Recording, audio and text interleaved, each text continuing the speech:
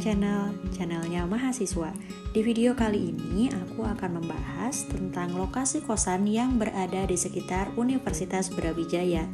Di video ini aku akan membahas kosan di lingkungan Kerto. Kerto ini merupakan wilayah kosan yang udah terkenal banget di wilayah barat Universitas Brawijaya. Nah, terkhusus video ini bagi kamu yang saat ini atau mungkin tahun depan mau berkuliah di Universitas Brawijaya, khususnya di Fakultas Teknik, Fisip, FH, MIPA, FAPET, FPIK maupun FIB. Tapi video ini nggak cuma untuk mahasiswa dari fakultas tersebut, karena Kerto ini punya banyak banget keunggulan dan juga harga kos yang lebih murah, sehingga cocok bagi mahasiswa dari Universitas Brawijaya di fakultas apapun, maupun bagi kamu yang kuliah di Universitas Islam Negeri atau UIN, karena lokasinya nggak jauh dari wilayah Kerto ini. Nah, di video ini juga aku akan membahas apa sih keunggulan dan kelemahan bagi kamu yang mau kos di Kerto. Nah, dari segi keunggulan, Kerto ini harga kosannya itu murah, lebih murah dibandingkan wilayah lain ya. Jadi Kerto ini merupakan suatu lokasi yang lumayan besar, dan di dalamnya ini konsepnya bukan perumahan ya, tapi perkampungan. Karena itu ya harganya tentu akan lebih murah dibandingkan kos-kosan yang terletak di wilayah perumahan. Selain itu, keunggulan lainnya yaitu fasilitasnya lengkap di sekitarnya. Mungkin kalau di kosannya fasilitasnya nggak begitu lengkap, tapi di sekitar kosan itu fasilitasnya lengkap banget. Mulai dari laundry, makanan yang murah, kuota, pulsa, hingga tos serba yang menyediakan kebutuhan harian kamu. Selain itu, Kerto itu terkenal dengan surganya lalapan. Ada 1001 lalapan yang bisa kamu temui di Kerto. Selain itu, kalau kamu memang perlu ATK, perlu ngeprint, perlu ngefotokopi, nggak perlu beli printer, karena banyak banget fotokopian dan tempat print yang tersedia di setiap lokasi dan di setiap pojokan di wilayah Kerto ini. Jadi kamu nggak perlu khawatir kalau misalnya tiba-tiba ada tugas untuk ngeprint ataupun untuk fotokopi. Bahkan ya, sebelum pandemi, fotokopian maupun tempat print ini ada yang buka sampai 24 jam dan filenya bisa dikirimkan melalui email. Jadi kalau kamu nggak punya printer ataupun nggak punya mesin fotokopi dan kamu tinggal di Kerto, udah bukan masalah lagi. Misalnya kamu ngerjain tugas sampai malam atau bahkan baru selesai pas dini hari, kamu bisa ngirimkan filenya melalui email ke tempat print tersebut, dan besok pagi bisa kamu ambil sekalian kamu berangkat ke kampus. Selain itu, keunggulan lainnya yaitu Kerto merupakan lingkungan kosan yang mayoritasnya itu mahasiswa UB. Jadi ini sangat cocok buat kamu yang terutama mahasiswa baru yang datang dari luar kota atau bahkan luar pulau. Jadi adaptasinya itu nggak susah gitu, dibandingkan kamu kalau misalnya nyari kosan di wilayah yang bukan wilayah mahasiswa UB dan juga bahkan bukan wilayah kosan. Nah, itu beberapa keunggulan dari lingkungan Kerto. Nah, tapi di samping keunggulan tersebut ada juga kelemahannya nih. Apa aja tuh?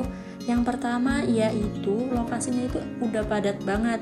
Nah, di Kerto ini bukan suatu lokasi yang baru ya. Jadi ini adalah lingkungan yang udah lama banget, yang bahkan udah ada sih dari mulai berdirinya UB beberapa puluh tahun yang lalu.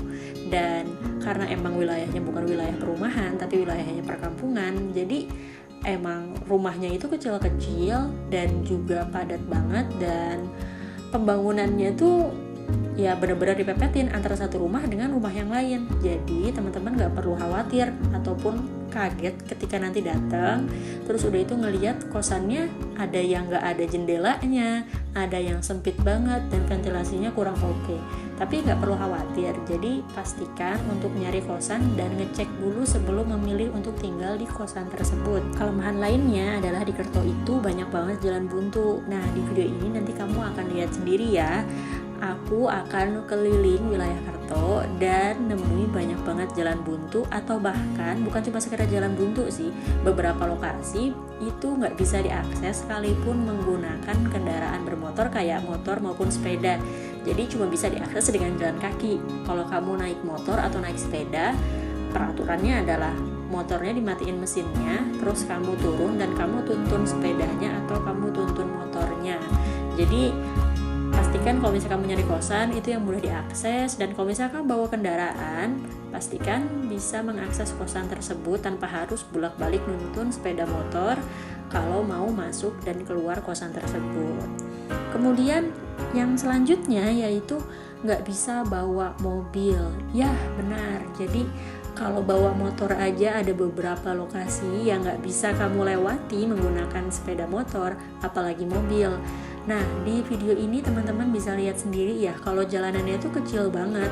Emang sih ada mobil yang bisa lewat, atau mungkin ada mobil yang diparkir di pinggir jalan. Nah, itu kan punyanya penduduk sekitar, bukan punyanya mahasiswa nih.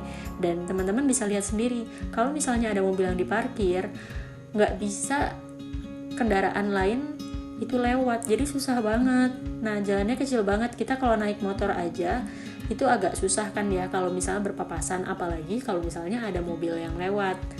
Nah, selain itu jalanannya juga sempit. Ya, ini juga yang merupakan jawaban dari kelemahan yang sebelumnya ya, karena jalannya sempit, ya tentu aja jadi nggak bisa bawa mobil. Nah, terus udah itu, karena Kerto ini merupakan wilayah perkampungan, nggak usah heran kalau misalnya jalan di depan kosanmu tiba-tiba ditutup nih. Misalnya kayak tetangga lagi ada yang ngadain acara pernikahan, atau kalau enggak peringatan tertentu, atau lagi ada acara Agustusan atau Maulid Nabi, ya jalan bisa aja tiba-tiba ditutup kalau misalnya ada acara RT atau ada acara RW. Dan ya kalau misalnya kamu bawa kendaraan pribadi, kamu yang harus mengalah ya. Selain itu, beberapa kosan itu nggak menyediakan tempat parkir. Jadi ya ini kan emang nggak standarnya perumahan ya, jadi emang nggak ada tempat parkir yang proper. Tapi ini cuma di beberapa ya, beberapa tempat lainnya menyediakan tempat parkir yang cukup di teras rumahnya bagi anak-anak kosan yang membawa motor. Tapi kalau misalnya enggak, ya biasanya udah ada pemberitahuan dari pemilik kosan sejak awal kalau misalnya tinggal di kosan tersebut nggak bisa bawa motor.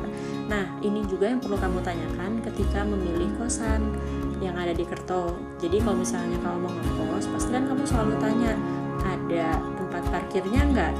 Kondisinya kayak gimana kamarnya, ukuran kamarnya gimana, ventilasinya gimana, dan lain sebagainya. Tapi jauh lebih baik juga kalau misalnya kamu survei langsung ke kosan mana yang pengen kamu kunjungi. Dan enaknya lagi, kamu cukup datang ke Kerto dan kamu sudah bisa milih banyak banget kosan yang ada di situ. Misalnya kamu datang ke satu rumah kos, kamu nggak cocok, kamu keluar, terus kamu masuk deh ke rumah kos yang sampingnya. Jadi kamu bisa langsung membandingkan antara satu kosan dengan kosan yang lain. Selamat menikmati videonya. Jangan lupa klik subscribe, turn on notification, dan juga tinggalkan komentar kalau kamu punya request pengen review lokasi mana lagi sih di video selanjutnya. Terima kasih.